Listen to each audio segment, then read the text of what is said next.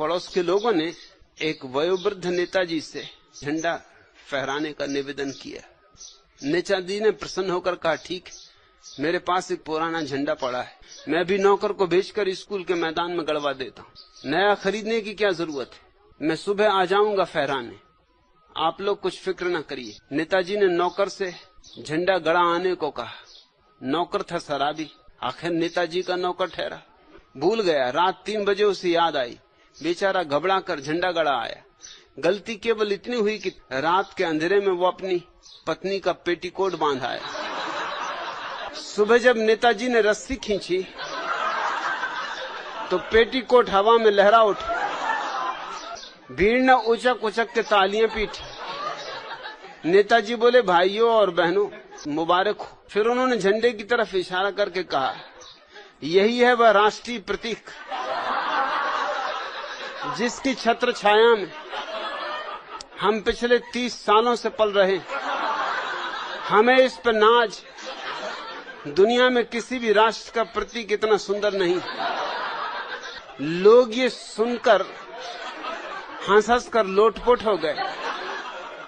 भीड़ को इतना खुश देखकर नेताजी को भी जोश आ गया। वे झंडे की तरफ हाथ उठा के बोले, यही है वह जिस पर मैंने अपनी सारी जवानी नछावर कर दी। इसी की इज्जत बचाने के लिए मैं भी 3 बार जेल गया। सच कहता हूँ, मैंने तो कसम खा ली थी कि जीऊंगा तो इसके लिए, और अगर मरना पड़ा तो मरूंगा भी इसी के लिए। नेताजी ने कहना जारी रखा, यद्यपि यह भी एक कपड़े का टुकड़ा ही है, मगर इसमें ऐसे ऐसे राज छिपे कि इसके पीछे कई मर्दों ने अपने प्राण तक कुर्बान कर दी। अरे ये चीज ही ऐसी कि इसे देखकर खून जोश मारता है। जवान ही नहीं, बूढ़ों की रगों में भी गर्मी आ जाती। तालियों की करतल ध्वनि से मैदान गूंज उठा। नेताजी बोले, आप सब लोग इतने उल्लास से भर के अपने राष्ट्रीय प्रतीक को इतने प्रेम भाव से देख रहे हैं, यह जानकर मैं अति आनंदित हूं।